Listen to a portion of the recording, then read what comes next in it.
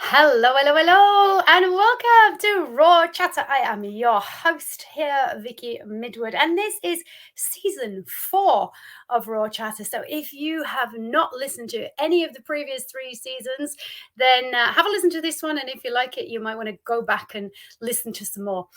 So, I want to say welcome if you are new to me. I am an integrative health, fitness, nutrition, and lifestyle coach, and I specialize in helping people feel fabulous being themselves. And that means letting go of eating issues, body image problems, health issues that are stopping them from living the life that they love, and alcohol dependence. So, if that sounds like you and any of those, and you're struggling and you've tried all of the things, then I'm here for a chat. But I want to dive into this topic today because for those of you who may not know, September the 10th this week, it is Suicide Prevention Awareness Week. Now, there are lots of awareness weeks for a lot of things, and I don't talk about all of them, but suicide is something that is very close to my heart. It's been in my family.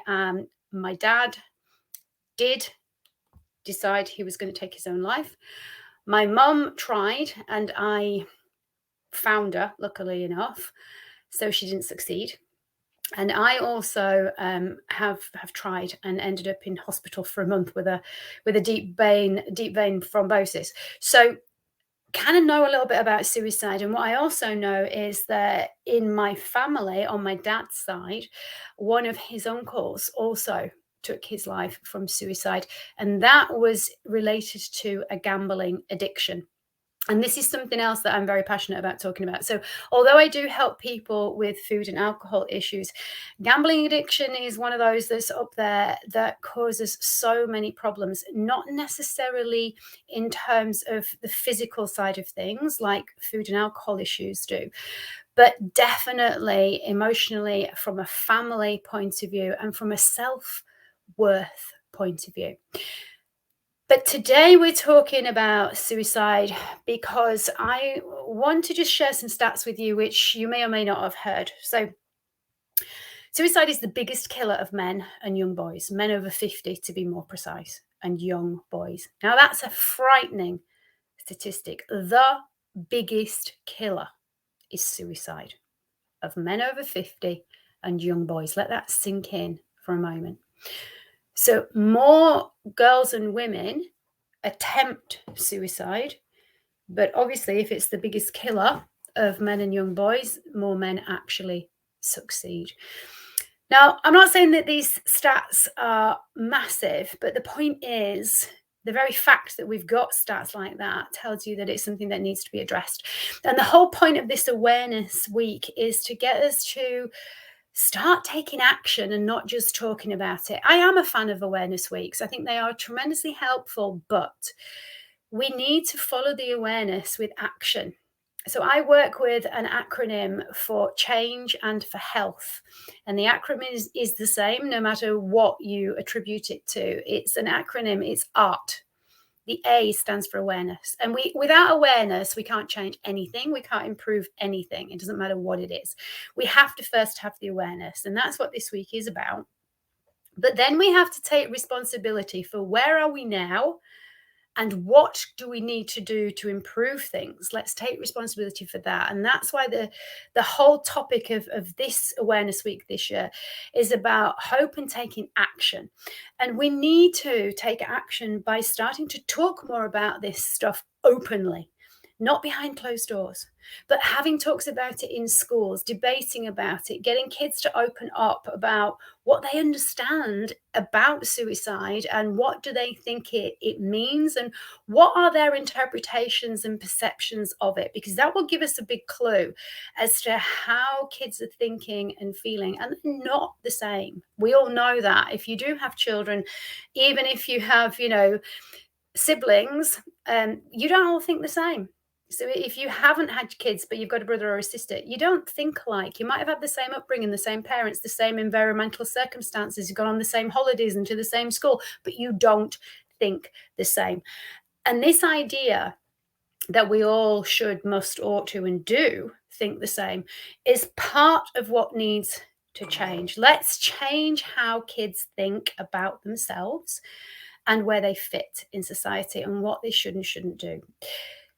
From my experience of finding my mum, it really brought it home to me in that moment that I would have done anything to make sure she was okay, including nearly breaking down a reinforced glass door. I was trying to actually, because the glass wouldn't break, I was trying to actually break the surround, and I'd managed to get into the garage and get hold of a screwdriver and a hammer, and I was literally trying to break the door frame down and see if I could boot the door in that way. And she heard me. She was unconscious. She had taken a load of tablets. I'd been away on a weekend to the caravan with my dad and stepmom, though she wasn't my stepmom at that point. And they dropped me off and just dropped me outside the door, just expecting me to just, go in like I normally would. And I couldn't get in. I couldn't get in because my mum had locked the door, and obviously the key was still in the lock on the other side. And there wasn't any way of getting in round the back because I didn't have a key for the back door, and that was always locked from the inside. So I knew there was no way in. There wasn't a downstairs window or toilet window or anything open that I could have tried to have crawled through. So my only option was to try and break down the door. Now, when I say reinforced glass, so it had glass, but it also had this wrought iron, I don't know what it was, that would stop it from breaking. Right. So if somebody did, well, not stop it from breaking, but if somebody did break the glass, they still wouldn't have been able to get in. To be honest, you'd have been able to get your hand around and open the lock. But however, I was struggling and she heard me. And that's the point. And that's when I then called the ambulance, and she was completely incoherent. I was trying to work out what had happened, but she wasn't making any sense, which obviously meant to me that she'd taken something or she was just out of it, and I needed to get some help. Now, what I need to say is that for my mum to go into hospital wasn't an unusual experience for me. And my mum had mental health issues. So it wasn't a complete surprise and shock. But afterwards, in hindsight, when I think about what could have happened, and that's where, if you are a family member of somebody who has taken their life to suicide, you can start questioning all kinds of things. And she survived, but I still did that questioning. What if I decided to go back to their house and stay with them a little bit longer and not asked to be dropped off at home? What if I'd been 2 or 3 hours later? Would it have been too late? That was a question that I asked myself. And that is one of the reasons why I absolutely believe that there is a power greater than myself that helps to navigate our life. And for whatever reason, I said, no, I need to be dropped off. And so glad that I was, because it meant that we were able to save her and she was in the hospital and what have you. But I did question myself. And I know that when it came to my dad's suicide, that my stepmom did exactly the same. Right? He waited until she was out of the house, and he'd got it planned. He knew exactly what he was doing. I'm not going to go into the details because I don't think it's helpful to actually talk about the exact details of these things, because I don't want to give anybody even a seed of an idea about what they may do. But there was definitely going to be that questioning. What if I'd have just left a little bit earlier, right? Could I have stopped it from going on? The answer is we will never know. And we have to make peace with that, because we will never know. And that's it. Accept it, move on. The thing is, when it comes to the reasons why, we have got to start listening, and we've got to start hearing what people are saying, because listening is one thing, but we need to hear. Sometimes people just want to be able to feel that they can talk. And I don't want any parents listening to think that I'm kind of telling you you're doing a bad job, because if you are a parent, and I am, then there is no handbook, and all our kids are the same. And we do the best that we can in the circumstances as they arrive, with the knowledge and the experience that we have got. And we can't do anything more than that, because we can't know what we don't know. But when it comes to listening to our children, especially our teens and young adults, sometimes they don't want you to give them a solution. Sometimes they don't want to be told what you think they should do, because that in and of itself feels to them like they're being judged, like they're doing it wrong, like they should know better. And I know as a parent that is not where you're coming from. And that's why I'm saying I'm not parent bashing at all. But we need to be so aware and really mindful of what we are saying to our children, because sometimes they're not looking for a solution. They just want to talk about how they're feeling so that they don't have it doing a washing machine spin cycle in their head. If you can identify and go, yeah, I felt like that too, but then say no more and keep on listening, then fine. Because what we need to let young people know, and older people too, of course, I'm not saying, because I've given you the stats, men over 50 and women right across all age groups, it's not age specific. But what we need to do, particularly with the young people, is help them to understand that thinking about suicide is not a bad thing, right? They're not mental. They're not flawed. There's not something wrong with them. When I've had conversations openly with people, I don't know anybody who hasn't fleetingly thought a suicidal based thought, whether it was very fleeting and not actually really meant, or whether it was actually serious in and of the moment because of the circumstances and how powerfully they were being affected by them. I'm not sure. But the point is, suicidal thoughts are not abnormal. They are normal, especially when you are a young person, a teenager, a young adult, because you don't know who you are. You don't know how you fit in fully in society. And maybe the part of the reason why you're feeling not good enough and like you just want to escape from this world is because you think you're never going to fit in. And these are thoughts that we've got to recognize are normal, but we don't have to act on them because things can change. And when we normalize some of the thoughts and feelings and stop giving it labels like, do you have suicidal ideation? It's not helpful. If you just talk in normal words, use normal language and just say, yeah, have you ever thought about killing yourself? What were you thinking before that thought popped into your head? And how did it feel when you thought about it? What were you imagining? Were you imagining anything? Asking those kind of questions, coming from a place of you're being curious.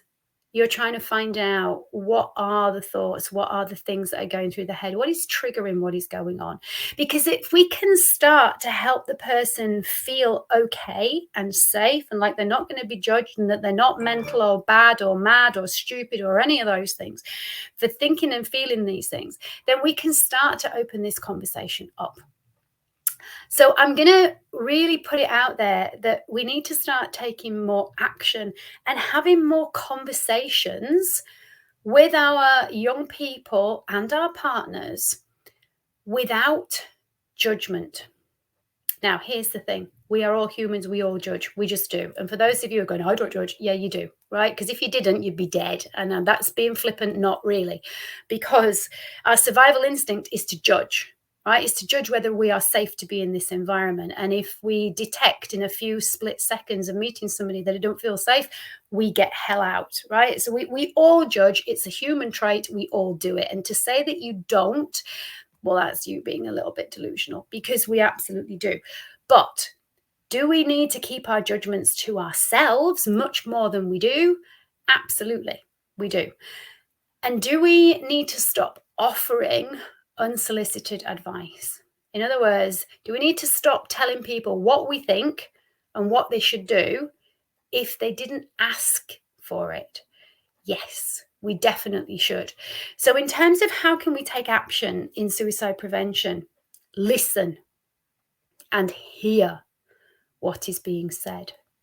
Don't necessarily offer a solution or a judgment or I think you should do this, or if I were you, I'd do that. Oh, I felt like that and this is what I did. You could try it, right? What you just need to do is hear what is being said. Then you can ask much more informed and helpful questions. This is what I want us all to take on board. Feelings are not wrong. Feelings are not right. Feelings are not good, and feelings are not bad. They are not to be judged by somebody else. They are ours, right? And if we can just allow ourselves to notice them and to feel them and then just let them pass, right, we will all feel much more comfortable with uncomfortable feelings. It's when we hang on to them because we're judging them and going, oh my God, this is a bad feeling. I shouldn't be feeling this. Oh, it's terrible. Right now, we've just amplified that feeling. Now it's going to stick around for way longer than it needs to. And we're going to get fixated on that feeling instead of just letting it go. If a person feels that they want to no longer be here, we need to listen to their reasoning, even if it doesn't seem to make any sense to you, right?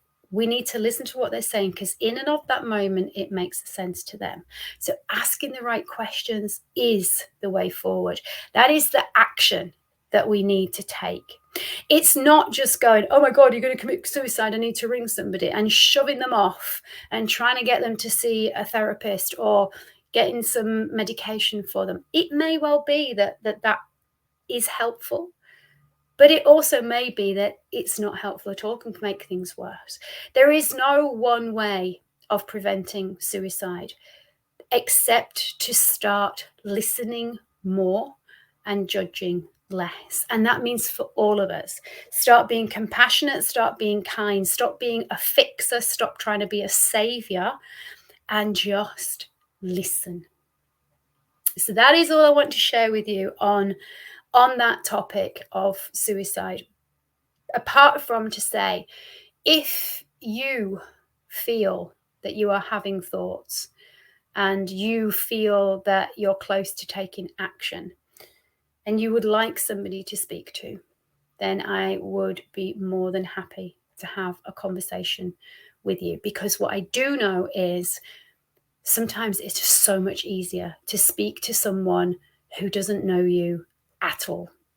They don't know your background. They don't know your history. They've got no preconceived ideas about anything about you except what you are going to say. And sometimes all we do need is to be able to talk and to know that somebody is listening. And that's all that's required.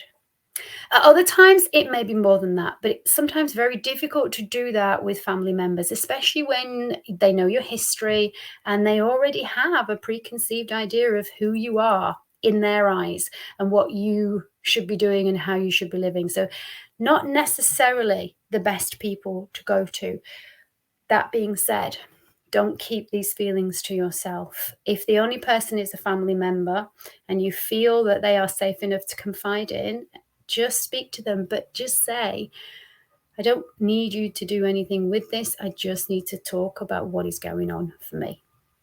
And help them, if you are on the receiving end of that, to know that their feelings are not bad and they're not mad, and you are here to listen and support in any way that you can, and you can work it through together if that's what they would like you to do. We have got to, as human beings, be more caring and more understanding. Recognize that people do not think like we do. Right? Every single one of you listening to this will think that other people think like you do. And depending on your background and your upbringing, you may have come from a background where I am always right and you are always wrong. And even if I'm wrong, I'm never going to admit that I'm wrong because I'm always right. Okay, now a lot of you will know that. Okay, you may come from a background of adults who always have to have an answer and the last word.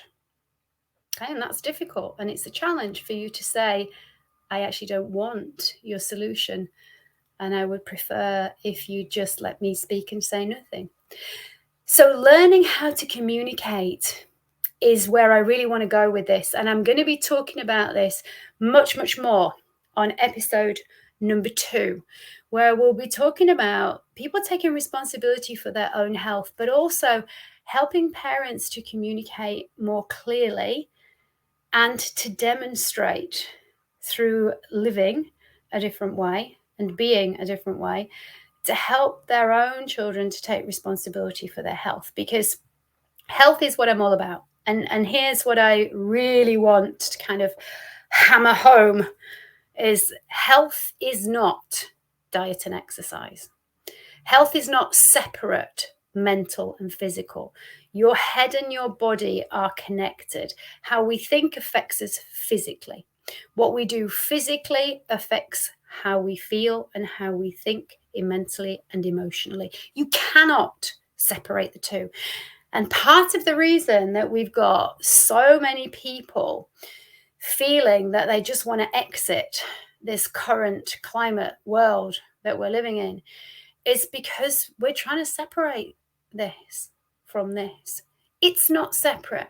So when we talk about health, we need to look at the whole person. And for many people, the feelings and the thoughts that they think are going to lead to them wanting to take their life may very much be driven by physical issues and illnesses or diseases that have not been diagnosed or detected. And I need you to take that on board, because everybody's reasoning for suicide is not because they feel low and depressed, right? There are multiple reasons. And this is why I need everyone to be more compassionate and ask better questions so that we can really find out what is going on, and then help the person to take steps that may be appropriate for them to help them to feel better about themselves and the life that they potentially have ahead of them. If this has resonated with you in any way, I would love for you to like this episode. I would love for you to subscribe so that you don't miss any other episodes. And if you think that somebody you know may benefit from hearing what I've said, I would also love you to pass it on to them so that they can have a listen as well. As I say, if you do want to get in touch with me, please do. In the show notes, if you're listening on podcast, and in the description if you're watching on YouTube, I will put some links to some helplines that you can go to, and also my link if you want to reach out via email or by text message. And please do send me a text. I won't pick up the phone to a number that I don't recognize. That's just me keeping myself safe. And on that note, stay safe, stay well. Take care of yourselves, folks. We only have one life as far as we know. We only have one body. Take care of it, because it is taking care of you. Bye-bye for now.